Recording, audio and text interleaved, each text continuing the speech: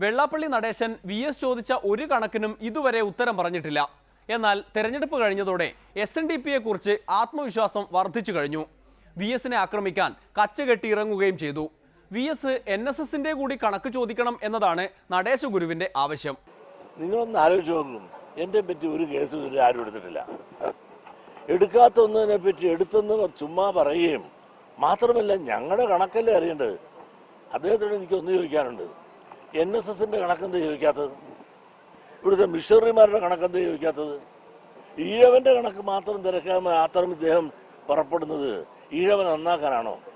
Micro ഫൈനാൻസിനെ പറ്റി കുറ്റം പറയുന്നത്. ഈ മൈക്രോ ഫൈനാൻസിനെ പറ്റി കുറ്റം പറയുമ്പോൾ കോടിക്കണക്കിന് സ്ത്രീകൾക്ക് പ്രയോജനം കിട്ടിയതിനെ പള്ളുവെക്കാൻ, കോടിക്കണക്കിനുള്ള സ്ത്രീകളെ വിദ്വേഷം ഏറ്റുവാങ്ങാൻ VSന് സാധിച്ചു എന്നുള്ളതല്ലാതെ SNDP യോഗത്തിൽ ജനറൽ സെക്രട്ടറിക്കാനുള്ള പങ്കെന്ത്?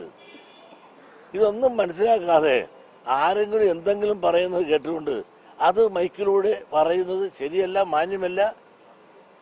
അദ്ദേഹത്തിൻ്റെ എന്ത് പറയാൻ, ആ പ്രായത്തിൻ്റെ മാത്രമല്ല, അദ്ദേഹം SNDPയും പറയുമ്പോഴും മൈക്രോ പറയുമ്പോഴും ഒക്കെ മൈക്കിൽ കൂടെ തെറ്റിപ്പോകുന്ന കണ്ടില്ലേ?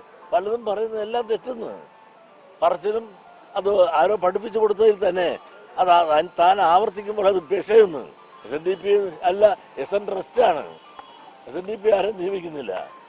എന്തുവാട്ടെ, അദ്ദേഹത്തിന് സമ്മേളനത്തിൽ ഒരുപാട് അഭിപ്രായങ്ങളൊക്കെ പറയുന്നുണ്ട്.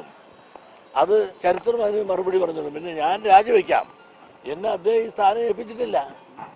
എന്നെ ഈ സ്ഥാനം ഏൽപ്പിച്ചവര് ഞാൻ രാജിവെക്കണമെന്ന് ആവശ്യപ്പെട്ടാൽ അപ്പം ആലോചിക്കാം. വെള്ളാപ്പള്ളിയുടെ സ്വപ്നങ്ങൾ തകരുമോ വളരുമോ എന്നറിയാൻ ഇനി നേരം ഒന്ന് ഇരുട്ടി വെളുത്താൽ മതി. അതുകൊണ്ട് ഇന്നത്തേക്ക് വിടാം. നാളെ തദ്ദേശ തെരഞ്ഞെടുപ്പ് ഫലത്തിന്റെ വിശേഷങ്ങളുമായി തിരിച്ചെത്താം. അതുവരെ നന്ദി, നമസ്കാരം.